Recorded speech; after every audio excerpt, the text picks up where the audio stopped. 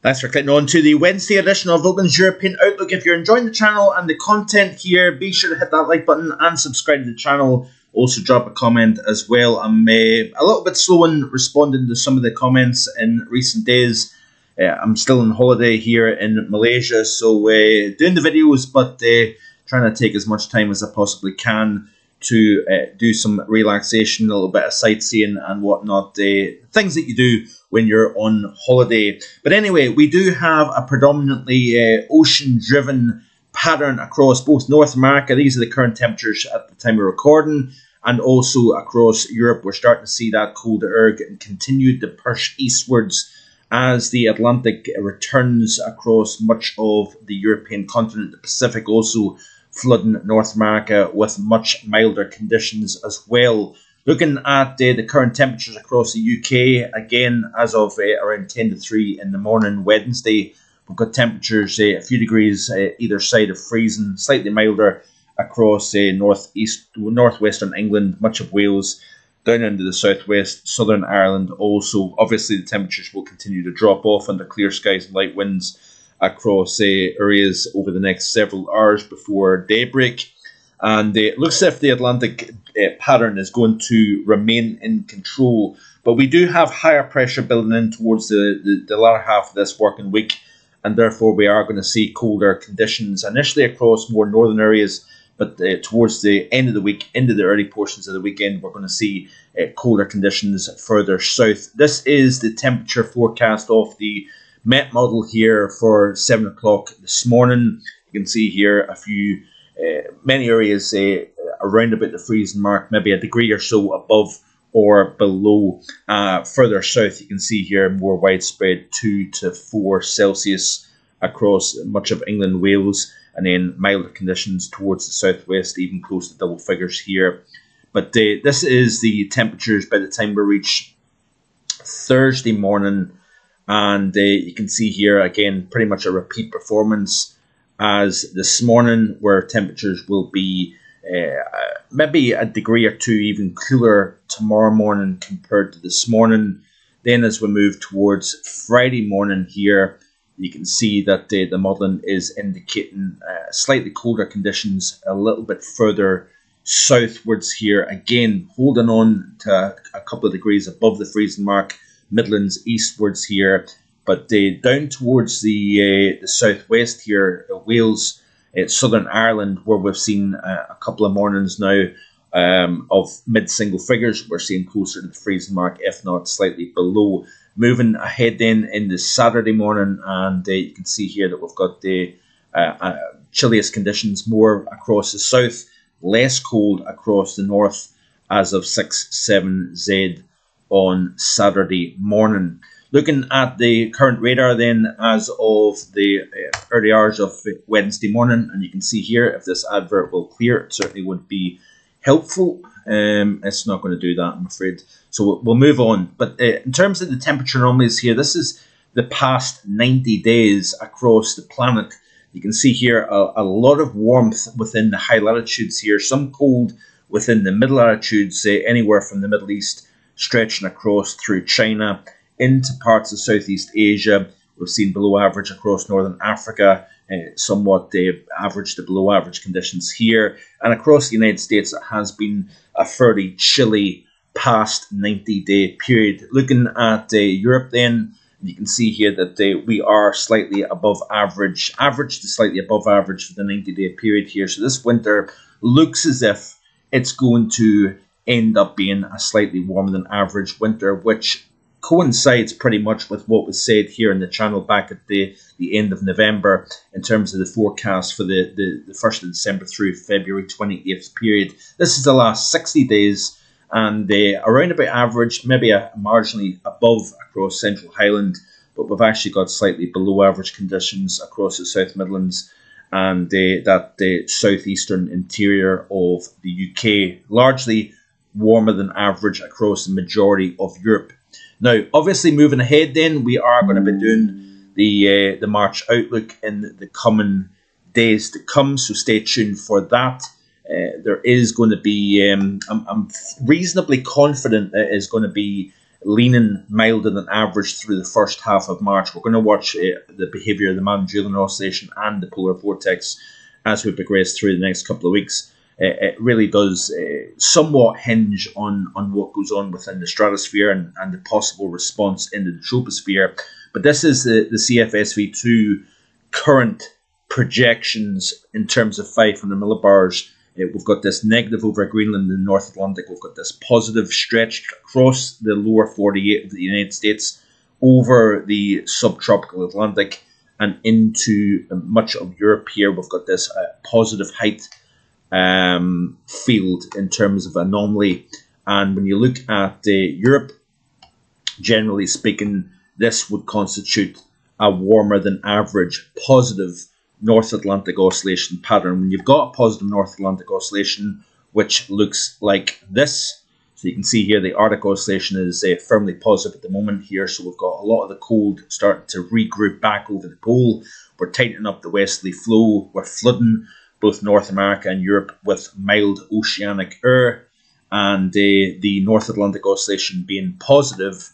The graphic here above indicates that we've got the cold generally up towards Hudson Bay, the Baffin Straits. We've got a stronger Icelandic low, we've got a stronger Azores high, and therefore we have that westerly flow in between these two atmospheric pressure systems. So low pressure up towards Iceland, higher pressure towards the Azores, and you can see here that's quite nicely reflected in the CFSV2 for the month of March overall. Low heights up towards Iceland, positive heights down towards the Azores, and therefore we have this in terms of precipitation. So somewhat wetter than average up towards the northwest here, drier than average across the east and south, as you would expect with that regime, largely Atlantic dominated, and no great shakes here, no surprise. We've got the above average temperatures as a consequence of that. But when you break down the weeklies here, let's have a quick look and see what it's showing upcoming 7 days. Let's have a look at the 500 millibar pattern, and you can see that we've got largely above average pressure stretching from the central subtropical Atlantic all the way across the UK, Ireland, and into Central and Northern Europe here. Week 2 looks like this here, so we're strengthening that negative. Remember what I said to you about the Madden-Julian oscillation possibly heading back towards phases 2 and 3. If it does so in combination with colder conditions, Central and Eastern North America, that strengthens that jet exit North America out over the Atlantic. And we need to watch out for something in terms of more of an active storm track moving into northwestern Europe. So this is, like I say, week 2, period between the 4th and the 11th of March. Then the following week, we've got largely high pressure. It dominated over northeastern Europe here. Again, low pressure up towards Iceland and Greenland, positive heights further south and east. That very much represents a westerly and mild flow out of the west-southwest. That is what you would expect to see. Moving towards the 18th through the 25th, looks as if higher pressure seen by the model. Again, the CFSV2, you have to take it with a pinch of salt. It isn't the most reliable model. It doesn't tend to see cold very well. But when you're looking at the teleconnections here, this is the Arctic North Atlantic oscillation, of the GFS model. It's firmly positive. You can see here the Arctic oscillation is generally heading towards neutral and then back towards positive once again. Looking at the ECMWF deterministic, Arctic oscillation stays largely positive, with the North Atlantic oscillation that is looking largely positive as well. That is a generally mild theme. So the modelling is pretty much on board with one another that the Arctic oscillation, North Atlantic oscillation is going to be largely positive. That really does firm up the idea of a milder March overall. But we'll certainly continue to watch this going forward here. In terms of the month of February, it looks as if we've turned the corner now to a slightly milder regime. This is the 5-day increments through the month of February when you look at the temperature anomaly here. So we started off, the first 5 days of the month was milder than average across the UK and Ireland, colder than average in the near continent, France and Iberia. play through this loop, you can see here the evolution and the change in the temperature profile as we've progressed through the month of February. We then started to see the big strong block initially over the UK, set in February, high pressure records, and then it drifted up towards Scandinavia. We had the easterly flow. It was a primed setup for a cold easterly, but the one key ingredient was missing, and that was the cold air.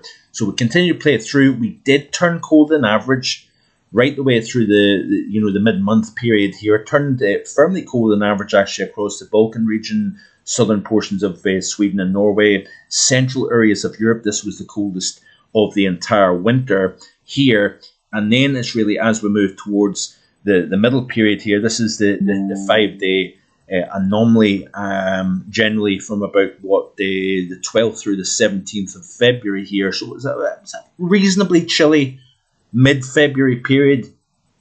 It was looking as if it was going to actually turn out to be a slightly colder than average February, but right towards the latter half, we started to see much milder conditions moving from the southwest, and it's essentially eradicated the cold anomaly that we've been building up through the end of week 1 through much of week 2 and even towards week 3 of February.